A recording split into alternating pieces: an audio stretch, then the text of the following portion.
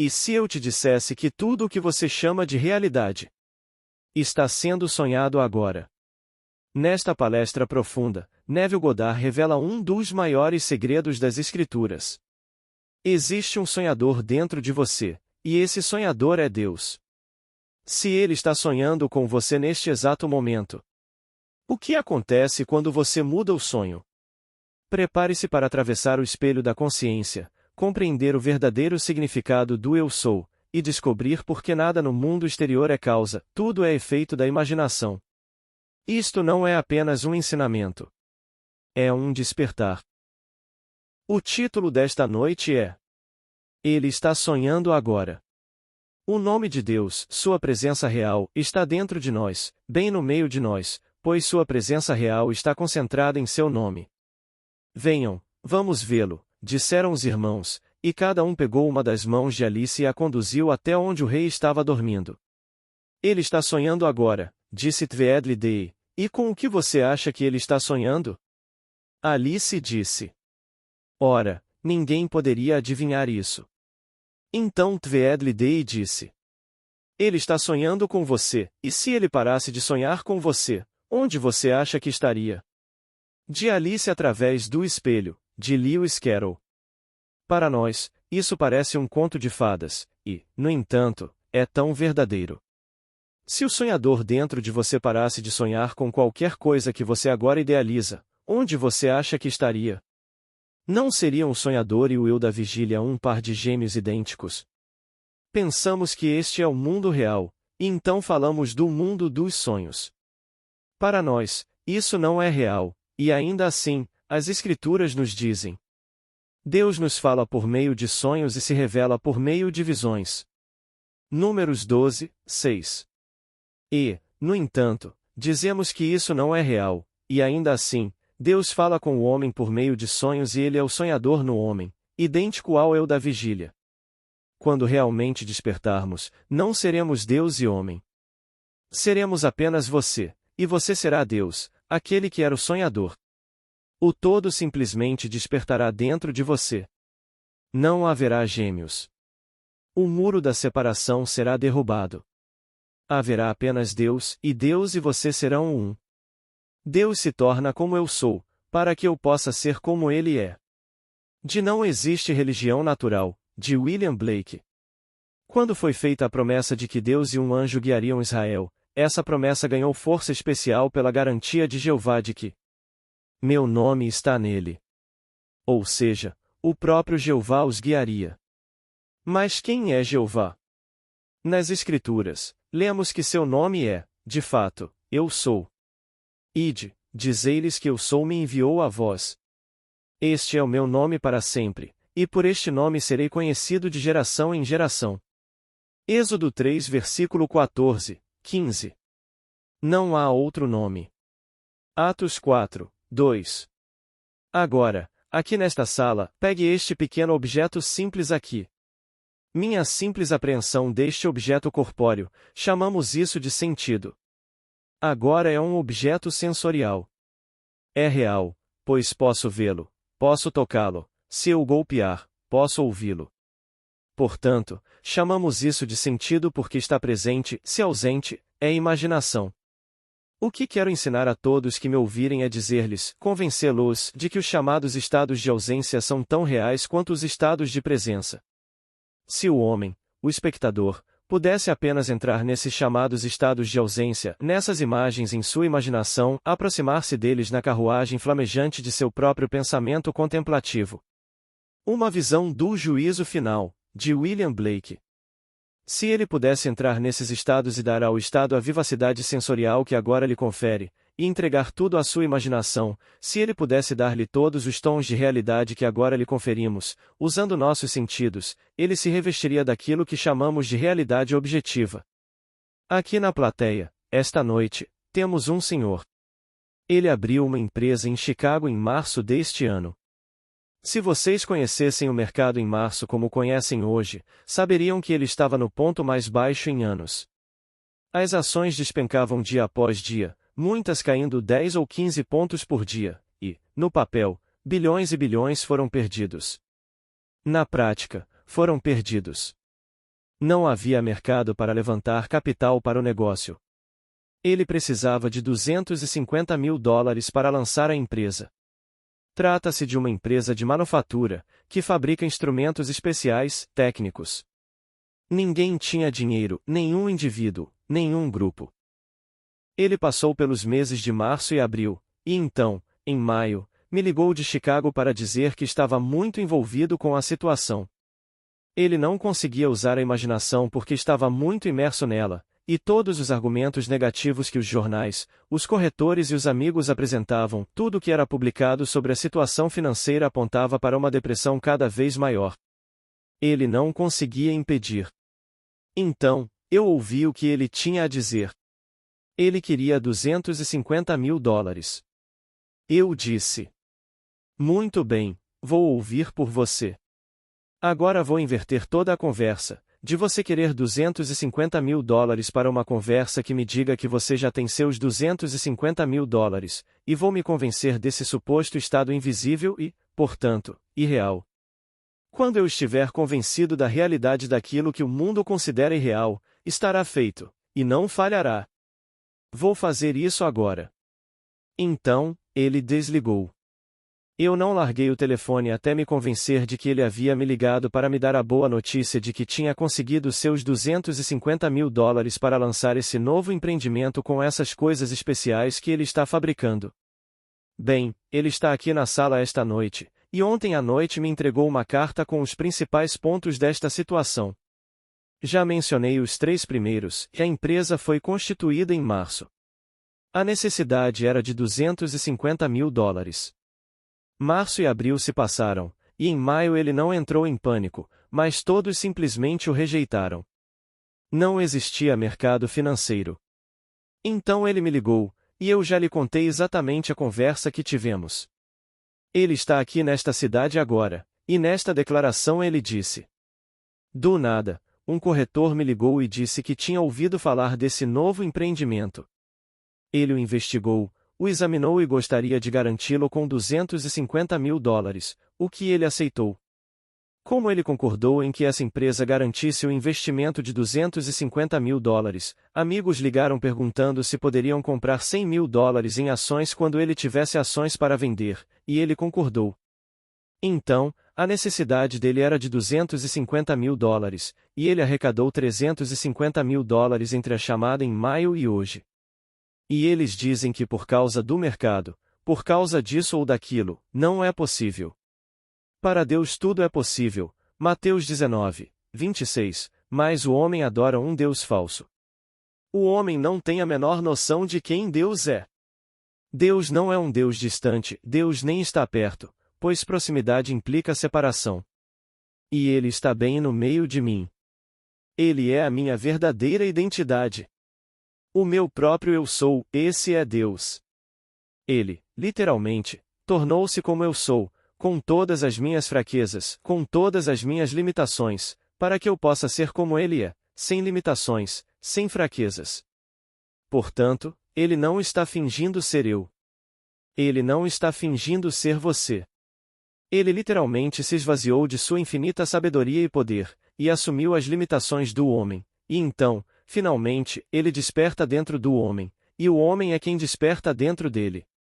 Deus e o homem são um. Aquela pequena linha divisória entre os dois, quando o homem, em seu sonho, adora um Deus falso, é completamente removida, e então ele sabe quem Deus realmente é. Então, ele está sonhando agora, sonhando com a sua vida. Um dia ele despertará do sonho da vida, e então você saberá quem você é. Você saberá que é aquela figura central nas Escrituras chamada Senhor Jesus Cristo, pois o nome se revelará dentro de você, e a revelação final desse nome é Deus Pai. E porque Ele é Deus Pai, você verá o seu Filho em sua presença chamando você de Pai. Você saberá que é o Pai dele, e ele saberá que é o seu Filho, e não haverá incerteza alguma quanto a esse relacionamento entre você e o Filho de Deus, cujo Filho é o seu Filho. Agora, até que isso aconteça, experimente. Somos convidados a experimentá-lo. Venham, experimentem a si mesmos e vejam. Vocês não percebem que Jesus Cristo está em vocês? 2 Coríntios 13, 5. Será que o homem se dá conta disso? Se for honesto consigo mesmo, dirá: Não, não me dou conta. Mesmo assim, ele é convidado a testar para ver se realmente está nele. Por quê? Porque todas as coisas foram feitas por intermédio dele, e sem ele nada do que foi feito se fez. João 1 versículo 3. Bem, se isso for verdade e alguém me disser que minha própria e maravilhosa imaginação humana é Deus, e que o que é imaginado é tão real quanto o que meus sentidos agora ditam, que eu posso dar a esse estado invisível uma realidade que se projetará na tela do espaço e se tornará tão real quanto qualquer coisa agora na tela do espaço, e compartilhar essa realidade com os outros, posso fazer isso? Bem, eu fiz isso neste caso. Eu vivi a manhã, o meio-dia e a noite, e não sou diferente de qualquer pessoa nascida de mulher. Eu encontrei o Deus verdadeiro. Como nos é dito: escolham hoje a quem sirvam. Josué respondeu: Eu escolhi o Senhor, eu e a minha casa. Josué 24, 15. Então Israel disse: Nós também serviremos ao Senhor. Josué 24, 18. Ele disse: Vocês são testemunhas contra si mesmos. Vocês servirão ao Senhor? Josué 24, 22. Você não pode se curvar diante de nada neste mundo quando escolheu o Deus verdadeiro. O Deus verdadeiro está dentro de você, e esse ser dentro de você é a sua própria e maravilhosa imaginação humana. Agora, dê aos seus atos imaginários tons de realidade e veja como eles se projetam em seu mundo e se tornam reais. Mas se eles fizerem isso e se tornarem um fato, bem, a razão lhes diz: não, teria acontecido de qualquer maneira. Um amigo meu dentista, comprou a casa dele há 17 anos. Era a primeira casa dele. Ele a comprou por $20.000 nas colinas de Hollywood. Era uma casa linda, tinha pertencido ao filho do Kaiser. Aliás, acho que ele a construiu. Era muito, muito grande, bem construída, não era muito espaçosa, mas... Ah, que vista! Uma vista maravilhosa! Ele fez algumas melhorias, construiu uma piscina e fez algumas alterações estruturais, mas não gastou mais de $10.000 nos 17 anos em que morou lá com essas reformas. Isso significa que ele tinha uma casa de $30.000. Então chegou o momento em que ele quis se desfazer da casa, mas, como todo mundo, ele lia os jornais e formava uma ideia do valor das coisas. Ele pagou 20 e gastou 10, mas morava lá e, naturalmente, pagava impostos e outras despesas, mas não tinha aluguel para pagar. Então, ele começou a atribuir cada vez mais valor à casa, até que finalmente chegou a $75.000. Era o que ele queria por ela. Então ele falou comigo sobre isso. Eu disse: não tenho a menor noção do valor de uma casa. A única casa que realmente chamei de minha casa foi a casa da minha mãe. Saí de casa aos 17 anos e meio, foi a única casa que realmente senti como lar, pois desde então só morei de aluguel. Aluguei apartamentos, aluguei casas, mas nunca foram meu lar. Portanto, não tenho noção do valor dessas casas. Você está pedindo 75 mil por ela. Bem, durante um ano inteiro ele apresentou o dinheiro a este partido, a aquele partido, a outro partido, todos o apresentaram, mas ninguém chegou perto de 75 mil. Um dia, na piscina, eu lhe disse: você realmente quer vendê-lo? Ele disse: no fundo do meu coração, não. Foi um lar adorável. Eu disse: você dorme nela todas as noites? Eu sei que fisicamente sim, mas você dorme em outro lugar na sua imaginação e vê esta casa a partir desse estado hipotético? Bem, se você a tivesse vendido, não poderia dormir nela, você a teria vendido. E se a vendesse, estaria dormindo em outro lugar, e por ter tido a experiência desta casa, você a veria do lugar que ocupa agora, como algo que você possuía e que agora pertence a outra pessoa. Se esta noite você dormir em um estado diferente deste e vir esta casa a partir desse estado, você a venderá. Mas, antes de tudo, você precisa querer vendê-la. Você precisa querer se desapegar dela. Bem, o marido queria vendê-la. Eu disse: para onde você iria? Bem, na nossa idade não iríamos comprar outra casa. Iríamos morar em um apartamento. Seria apertado para nós, mas mesmo assim, iríamos morar em um apartamento. Então, eles foram visitar os apartamentos Lebreia e viram um que gostaram no 10º andar, e era exatamente o que eles procuravam, mas não se mudariam a menos que vendessem o apartamento anterior. Eu disse: bem, então, durmam lá esta noite. Vocês já viram o lugar. Não podem levar todos esses móveis, mas vão levar as melhores peças, vão fazer um ótimo trabalho com eles e dormirão naquele lugar. Há 2 quartos e 2 banheiros, e é suficiente para vocês dois. Vocês não têm filhos. Não podem levar seus animais para lá. Disso eu sei. Então, terão que se desfazer dos cachorros, da tartaruga, do papagaio, de todas essas coisas que vocês têm por perto. Vocês encontrarão novos lares para eles. Mas vocês precisam dormir lá esta noite e ver esta casa daquele lugar. Um completo estranho, em menos de um mês, sem corretor, um completo estranho. Ele não precisou pagar um corretor. Apareceu, viu o imóvel, gostou e pagou em dinheiro vivo para que ele desocupasse em 30 dias. Agora ele está no novo apartamento, onde o vi e jantei com ele há cerca de um mês. Ele vendeu a casa em um mês por $75.000 em dinheiro vivo, e este é um mercado supostamente em baixa, onde é difícil encontrar pessoas com dinheiro vivo porque tudo desvalorizou. Ele encontrou. Você a encontrará primeiro em sua imaginação. É lá que você a encontra. E então você a reveste com os tons da realidade e com toda a vivacidade sensorial que puder conferir àquela imagem. Se o espectador pudesse entrar nessas imagens em sua imaginação, aproximando-se na carruagem flamejante de seu próprio pensamento contemplativo, como se fizesse um amigo e um companheiro de uma dessas imagens, então ele ressurgiria de seu túmulo. Bem, isto é um túmulo, então ele seria feliz nele, sua nova escolha, seu novo estado. De Uma Visão do Juízo Final, de William Blake.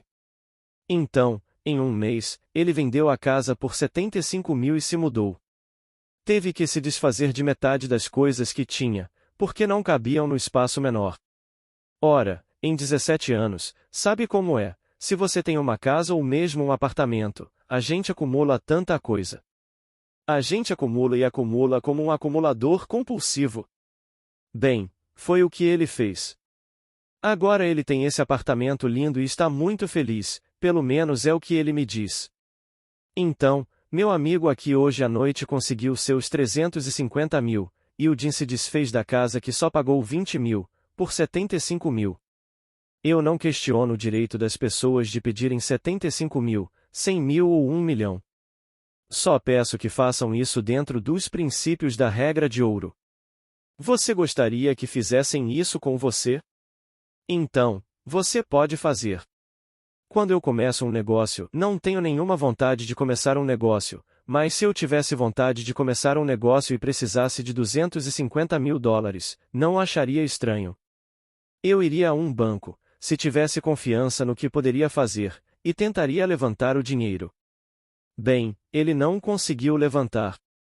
Mas, do nada, um corretor garante todo o negócio por 250 mil dólares. E então os amigos querem comprar, e eles investigaram a natureza do negócio, e querem comprar mais 100 mil dólares em ações, o que ele aceitou. Ele tem esses 350 mil dólares em garantia. Portanto, digo que o sonhador no homem é Deus, e ele é o sonhador, não aquele com o eu da vigília.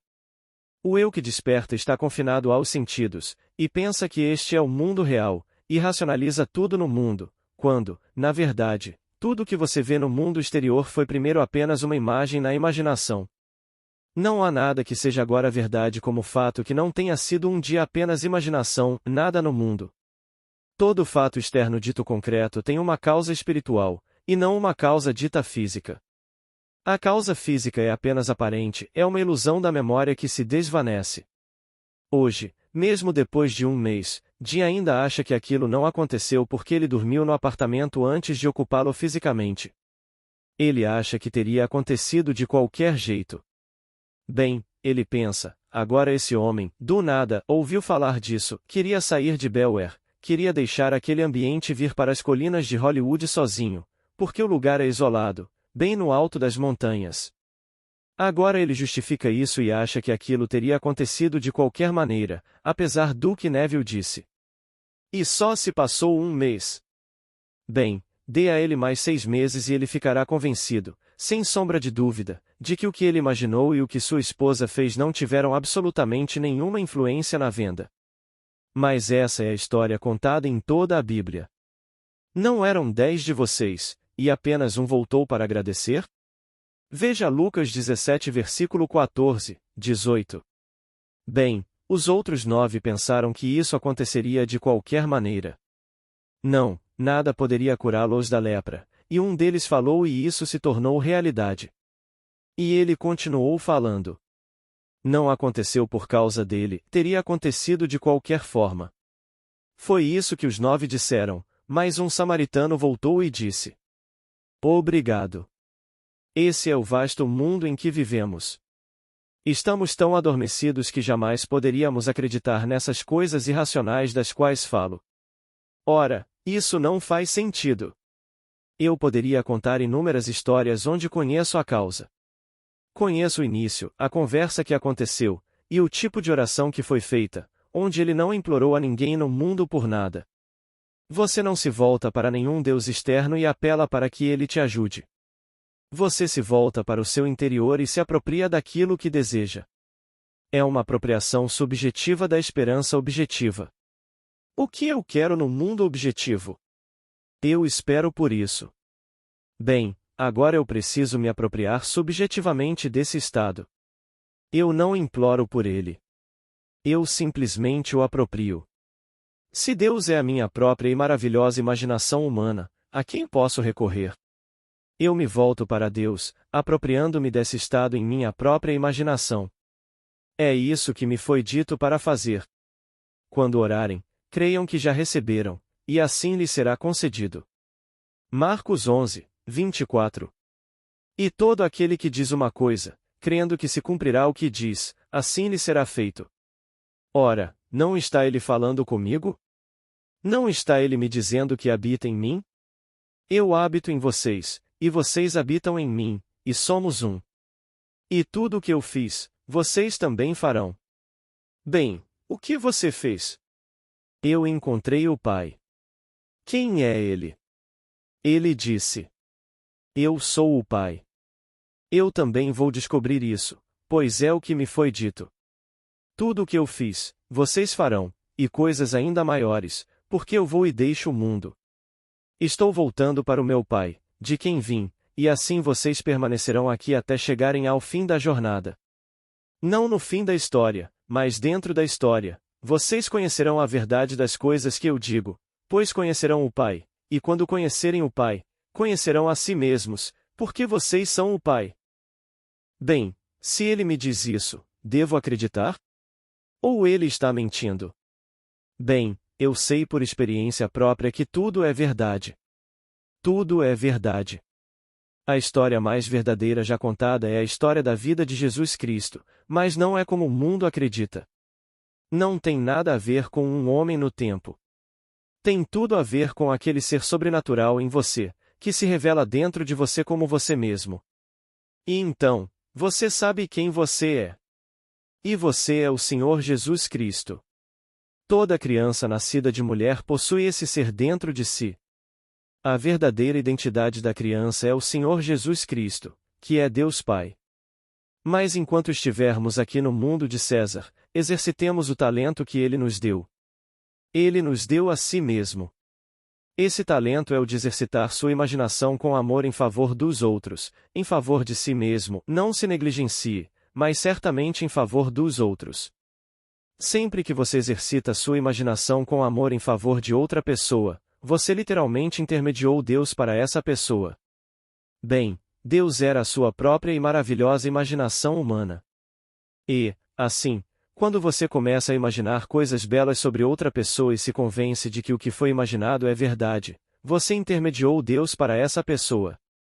E então ela virá até você, se tiver coração, e dirá: "E obrigado. Meu amigo me disse, e obrigado.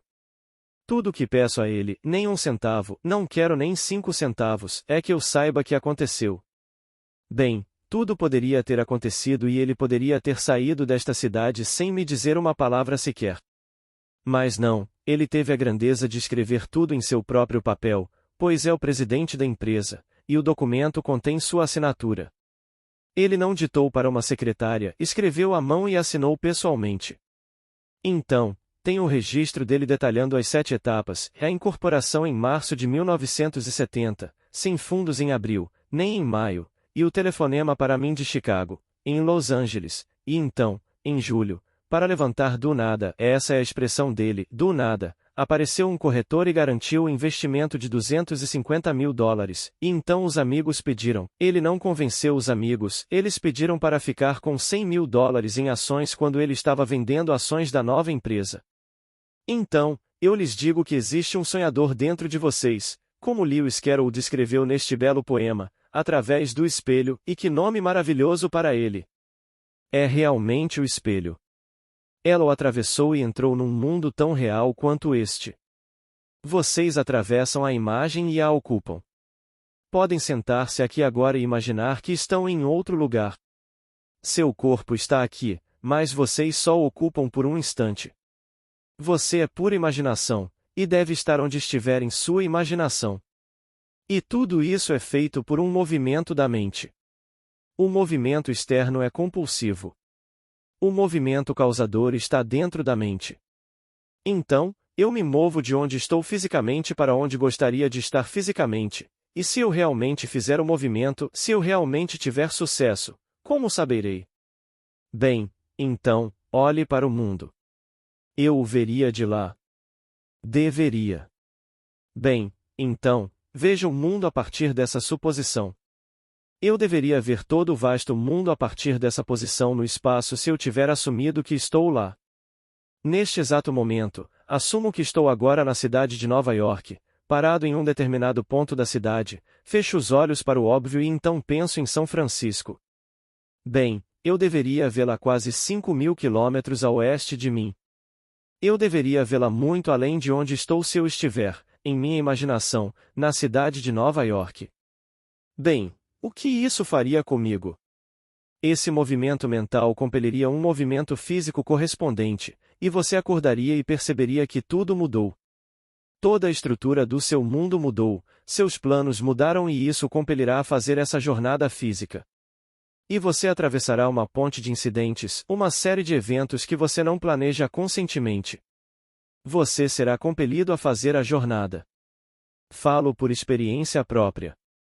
Em 1941, quando minha mãe faleceu, eu não fazia ideia de que ela estava tão doente, pois eu morava nos Estados Unidos e ela, com o resto da minha família, vivia em Barbados.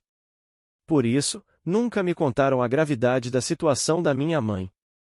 Ela estava doente havia 2 anos e eu não sabia. Sempre recebia essas lindas cartas. Primeiramente, a guerra estava acontecendo, não no nosso país, mas a Grã-Bretanha, que havia entrado em guerra em setembro de 1939. Barbados era um território britânico, então não havia contato com a pequena cidade, exceto por um serviço de transporte de carga lento que levava correspondências. E eu não sabia disso, e não tinha planos de ir para Barbados. Eu tinha planejado passar 1 mês de férias no Maine.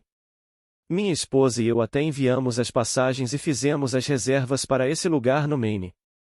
Então, um dia, em agosto, recebi uma carta do meu irmão, que dizia: "Mamãe está morrendo.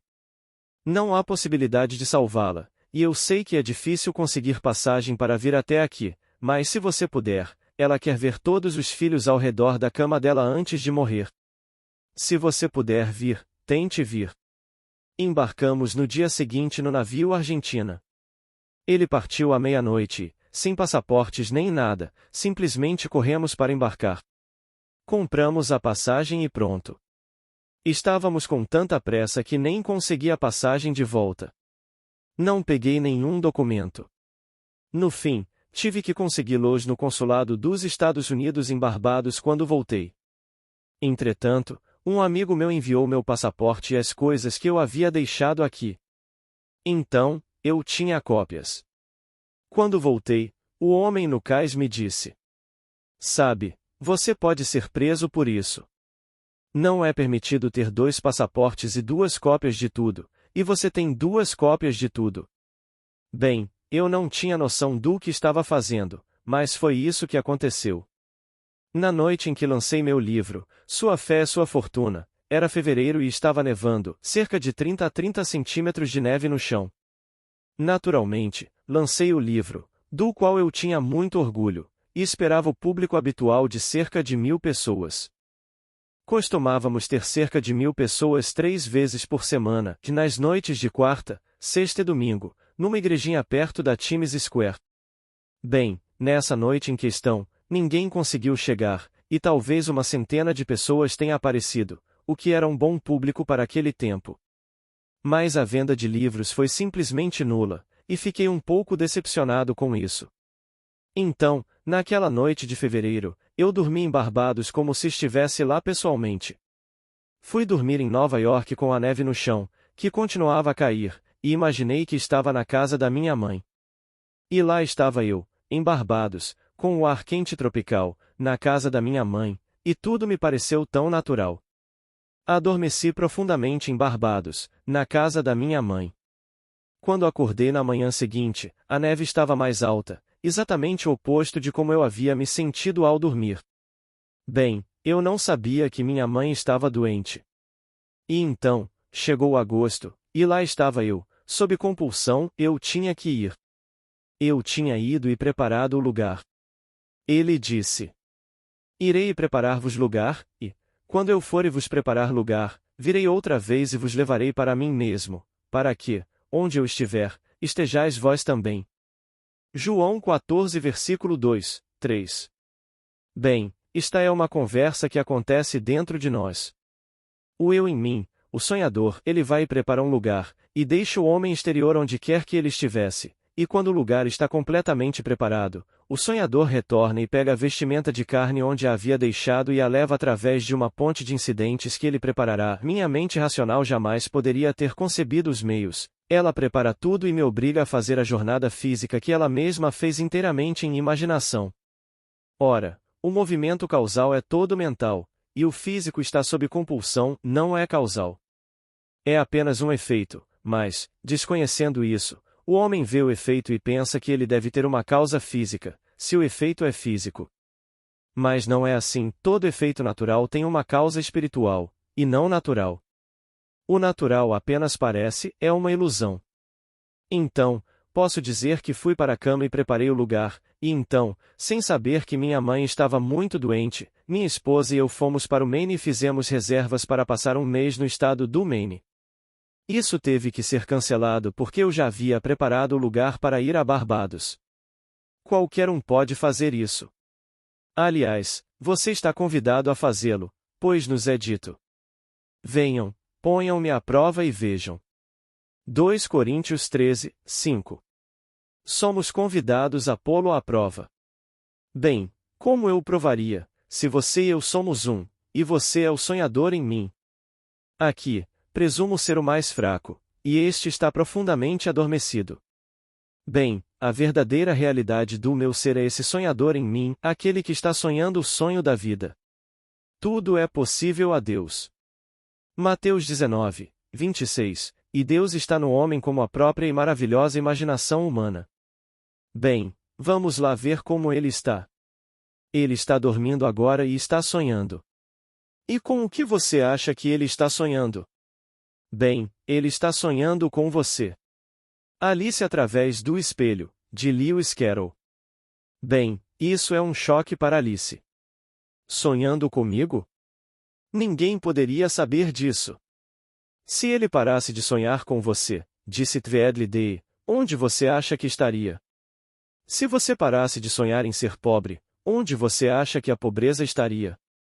Se você parasse de sonhar com qualquer coisa que você pensa que é agora, pode ser a pobreza, podem ser as limitações da carne, as limitações sociais, as limitações de qualquer coisa. Se você parasse de sonhar com isso, onde você acha que estaria? Existe apenas na sua imaginação. Se você parar de sonhar com isso, não terá vida em si mesma, pois a vida está em você, e você a anima e a mantém viva.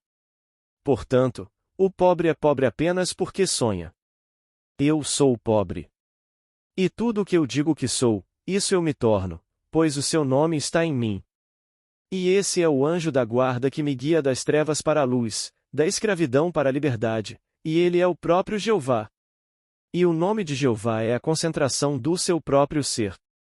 Se o seu nome está em mim, ele está em mim. Bem, qual é o seu nome? Eu sou. Ele não tem outro nome. Então, ele é o Pai. Essa é a revelação suprema de Deus no homem. Quando ele se revela como Deus Pai, então o seu filho se coloca diante de você e o chama de Pai. E você sabe quem você é, porque o seu filho o chama de Pai. E você conhece essa maravilhosa relação entre você, o Pai, e o Filho de Deus, que agora é seu filho. Então, este é o grande mistério revelado nas Escrituras. Aqui neste mundo, mesmo que os jornais digam, a TV confirme e todas as revistas reforcem a notícia de que há uma depressão, que estão demitindo pessoas, que você não consegue emprego e que precisa aceitar um corte salarial para manter o seu bem, se você der ouvidos a isso, simplesmente confirmará tudo o que eles sugerem, pois estará aplicando a mesma lei. Se você acredita, está aplicando. Se você não aceitar isso e não sonhar esse sonho, não deixe que lhe deem esse tipo de sonho, agarre-se a um novo tipo de sonho, um sonho melhor. Esse sonhador dentro de você pode fazer tudo, e ele faz tudo. Porque nele foram feitas todas as coisas, e sem ele nada do que foi feito se fez. João 1 versículo 3. Eu mato e dou a vida, eu firo e curo. Sim. Eu mesmo, sou ele. É isso que nos é dito no capítulo 32 de Deuteronômio. Portanto, o um em você, o sonhador, mata e dá vida. Não pense por um instante que existe um Deus que dá vida e outro ser que mata. Existe apenas um Criador. Existe apenas um ser que pode criar qualquer coisa, e esse ser está em você como sua própria e maravilhosa imaginação humana. Ora, o mundo, sendo um estado racional, dirá que isso é irracional, não é sólido, não faz sentido. Não estou dizendo que faça sentido, mas a prática comprova isso. E se há evidências para algo, o que você pensa sobre isso, ou o que outra pessoa pensa sobre isso, realmente não importa. Que diferença faz se meu amigo contar aos amigos dele em Chicago o que ele fez, o que ele me pediu ou o que eu fiz, e depois o que aconteceu? Eles podem nunca acreditar no que aconteceu ou no que eu fiz. Ele acredita. Isso é tudo o que importa. Eles podem continuar cegamente dizendo: não, isso teria acontecido de qualquer maneira, Jerry. Não faz diferença o que você me diz agora, e o que ele disse que fez, este é um mundo racional, e então o corretor viu um lucro para si mesmo. Ele, antes de tudo, ouviu falar disso, investigou e aprovou o que descobriu, e agora quer subscrever. Isso é racional. Então, amigos dele, com dinheiro para investir, também investigaram e, encontrando o que esperavam, quiseram investir em algo que consideravam bom e sólido. Portanto, é preciso ser racional. Ele sabe hoje à noite, pode esquecer amanhã, mas sabe hoje à noite o que fizemos, e sabe hoje à noite que, entre maio e julho, arrecadou $350 mil em um empreendimento totalmente novo. Sei por experiência própria, junto com minha família, o que eles fizeram. Começaram em desvantagem. Hoje, como chefes de grandes corporações, não pagam muito. Não, os lucros caíram e, consequentemente, os dividendos também. Meu irmão Vitor, que faz exatamente o que estou descrevendo, tudo acontece na imaginação dele, começou em desvantagem, então este ano ele fez um negócio de $40 milhões, e por isso eu recebi meu dividendo. Foi um dividendo de 20%. Quantas empresas pagam 20%? Ele me pagou 20% pelas minhas ações, e todas as outras estão caindo, caindo e caindo, mas eu recebi um cheque gordo, 20%. Isso é inédito, mas somos uma empresa privada, portanto, podemos pagar o que quisermos. Não é uma empresa de capital aberto, cada ação pertence à família. Então, meu cheque de dividendos representou 20% do valor das minhas ações, porque ele não lia jornais, não tinha televisão e não se deixava influenciar por boatos. Ele podia sonhar tanto quanto qualquer um. Existe um homem que recebe um salário enorme para escrever em jornais e assustar as pessoas até a morte. Ele escreve manchetes. É só isso que ele faz como trabalho, te assustar até a morte todas as manhãs, se você comprar o jornal. Algo bom, alguma notícia maravilhosa, está escondida na última página ou em alguma outra página. Mas alguma coisa horrível sobre alguém que você não conhece, uma manchete enorme. Eles viajam o mundo inteiro para encontrar um acidente. Não satisfeitos com os que encontram aqui, eles viajam o mundo inteiro para encontrá-los, e então publicam manchetes enormes, e te assustam. Então você pega o jornal, lê e começa a sonhar. Bem, meu irmão não fazia isso. Quando diziam que as coisas estavam ruins e que não se podia comprar isso ou aquilo, ele não concordava, ele simplesmente tinha seus próprios sonhos. Então, no final do ano, ele pôde me dar 20% do meu dinheiro. Portanto, digo a todos: depende inteiramente de vocês, porque se vocês sabem quem são, não podem se voltar para outra pessoa, se sabem quem são. Escolham hoje a quem vocês vão servir. Eu escolhi servir ao Senhor, disse ele. Seu nome é Josué. Bem, Josué é a forma hebraica do nome anglicizado Jesus. É a mesma coisa, o mesmo significado. Significa Jeová salva. Portanto, Josué e Jesus são idênticos em significado. Então, é Jesus quem está falando. Eu escolhi o Senhor, e ele diz a vocês: eu sou o Senhor. Quem me vê, vê o Pai. João 14, 9. Eu e o Pai somos um. João 10, 30. Então, ele fez a escolha de se voltar para si mesmo, apropriando-se daquilo que deseja tornar objetivo no mundo, e então encarando a realidade do que disse, sem questionar ou pedir permissão a ninguém. Ele simplesmente sabe o que fez, e esse ato imaginário para ele é um fato. E assim, seus atos imaginativos estão chegando ao seu mundo. Permita-me dizer-lhe que eles não estão recuando para o passado, como as pessoas pensam, e você dirá: foi apenas minha imaginação. Não, eles estão avançando para o futuro e irão confrontá-lo.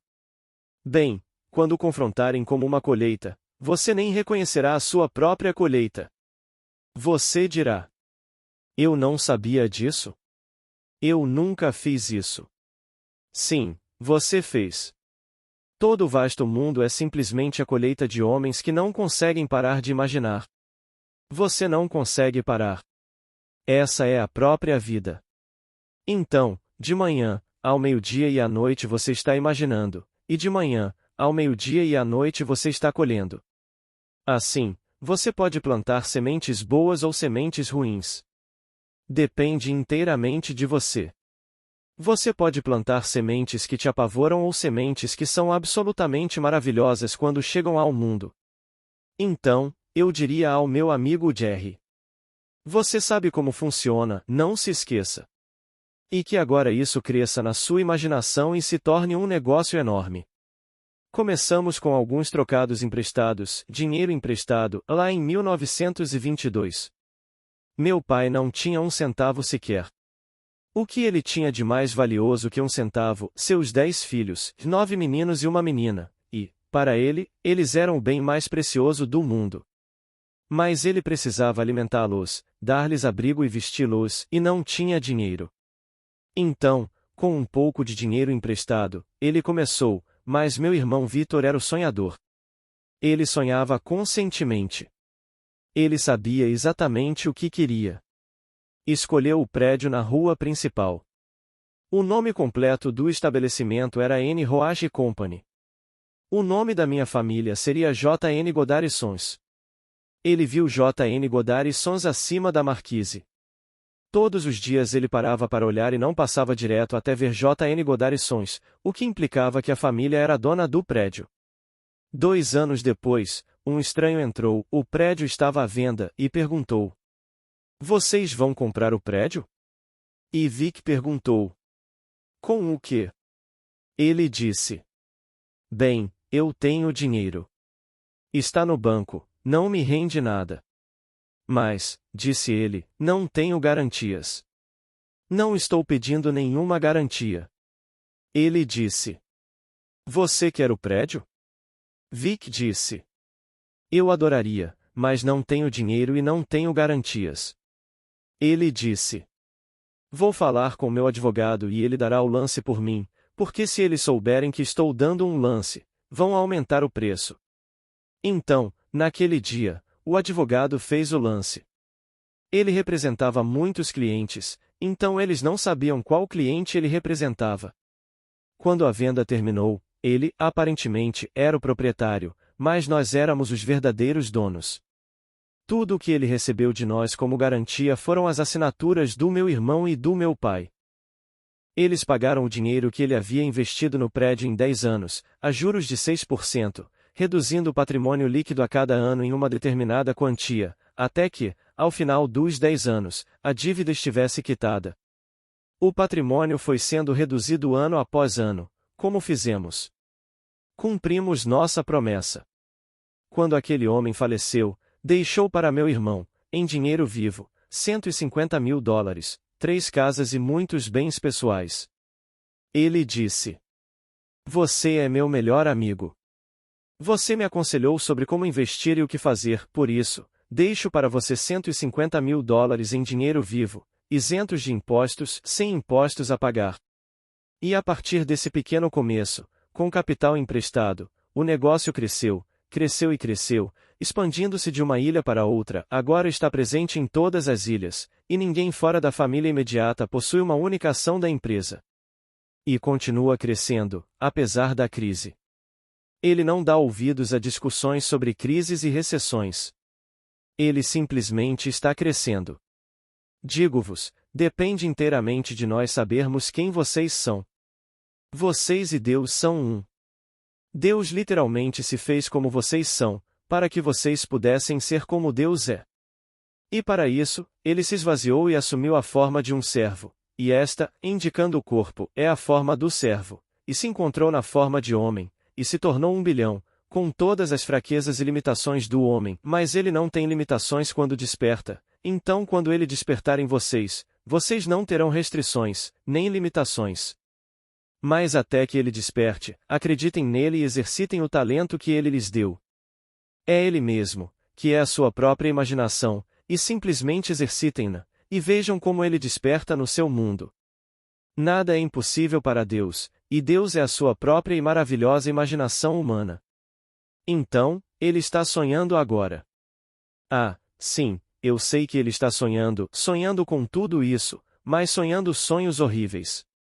Que sonhos horríveis eles estão tendo, se vingando disso e se vingando daquilo. Você pode parar com isso agora, independentemente do que o mundo lhe diga, e começar um novo registro, um novo sonho. Deixe isso para lá e comece a sonhar com algo completamente diferente. Bem, como se faz isso? Como seria se eu fosse o homem que quero ser? Então, você começa querendo ser. Você deseja ser diferente do homem que parece ser. Bem, será que eu poderia ser mesmo? Se fosse verdade, o que você veria? E como você veria o mundo? E como seus amigos o veriam? O que você diria ao encontrá-los, e o que eles diriam se você fosse tudo aquilo que deseja ser? E onde você moraria se fosse verdade? Você ainda viveria em um estado limitado, ou viveria em um lugar mais maravilhoso, em um estado melhor? Bem, então, viva lá mentalmente. Você diz: "Eu nunca estive em um lugar assim. Eu não teria a coragem de entrar nesse lugar." Imagine-se dormindo nesse lugar. Já disse isso aos meus amigos inúmeras vezes. Em Nova York, temos uma loja chamada Tiffany's, e falamos de uma Tiffany. Bem, esse é o auge para certas coisas. Não estou falando mal da Macy's ou da Gimbels, elas têm sua função. Mas as pessoas passam pela Tiffany's e entram na Macy's ou na Gimbels para comprar um presente de casamento, digamos, 8 ou 12 taças. Elas são enviadas para a noiva em uma caixa da Macy's e custam mais do que 12 lindas taças da Tiffany que seriam enviadas em uma caixa da Tiffany. Eu sei disso por experiência própria. Há pessoas que nasceram na zona leste de Nova York e nunca cruzaram a barreira, elas têm vergonha de sair de seu pequeno bairro e ir até a Quinta Avenida. Aqueles que nasceram na Zona Oeste nunca vêm à Quinta Avenida. Eles nasceram e morreram lá. As pessoas moram no Brooklyn. Nascem no Brooklyn e morrem no Brooklyn 70 ou 80 anos depois, sem nunca ver Manhattan. Elas têm vergonha de sair de sua própria bolha. Se elas não saem fisicamente, imagine tentar sair mentalmente. Elas têm vergonha. Não entrariam em uma Tiffany, não entrariam em uma loja de grife. E eu sempre digo que você pode comprar coisas melhores nas melhores lojas, e não a esses preços inflacionados que as pessoas dizem. Mas é preciso uma atitude mental ousada para mudar seu padrão de pensamento e, consequentemente, seu padrão de vida. Esta noite, se você realmente deseja transcender o mundo em que vive, transcenda-o primeiro em sua imaginação, e não pergunte como isso vai acontecer, como as coisas vão se mover em seu mundo para permitir que isso aconteça. Elas se moverão. Mas primeiro, em sua mente, seja a pessoa que você quer ser, e haja como se já fosse essa pessoa, e de uma forma que ninguém sabe, você se tornará essa pessoa. Bem, cedo ou tarde, nos tornamos e começamos a ser e a agir de acordo com nossas crenças fixas, aquilo que realmente acreditamos ser. Cedo ou tarde, acreditamos, somos e agimos. Bem, esta noite, você quer ser nobre, quero dizer, um ser nobre, não alguém nascido na aristocracia, não alguém nascido por descendência física, quero dizer nobre em espírito, nobre em mente. No que me diz respeito, não aceito nenhuma aristocracia da carne, apenas a aristocracia do espírito. Recuso-me a aceitar qualquer aristocracia da carne. Nós não somos cavalos de corrida. Eles agem dessa forma. Em primeiro lugar, eles não são criados dessa forma, aqueles que se dizem do mundo aristocrático. Eles simplesmente os criam dentro de sua própria esfera. Isso não é criá-los fisicamente. E eu não aceito a descendência física. Aceito a descendência espiritual. Então, em sua própria mente, descubra quem você é. Você pode ser maior que o Senhor? Você não pode ser maior que o Senhor Jesus Cristo, e essa é a verdadeira identidade de toda criança nascida de mulher. Deixe-o saber que ele é esse ser. Ele começará a sonhar nobremente. Se ele realmente for o Senhor Jesus Cristo, não terá nenhum pensamento desagradável neste mundo. Ele se tornará incapaz de ter qualquer pensamento desagradável. Então, se eu lhe disser que você é, talvez não acredite, mas eu sei que estou lhe dizendo a verdade. Portanto, quando você dormir esta noite, durma como se fosse verdade e viva diariamente com essa convicção, e essa convicção, embora falsa no momento, se você persistir nela, ela se consolidará como fato. Agora, vamos entrar no silêncio.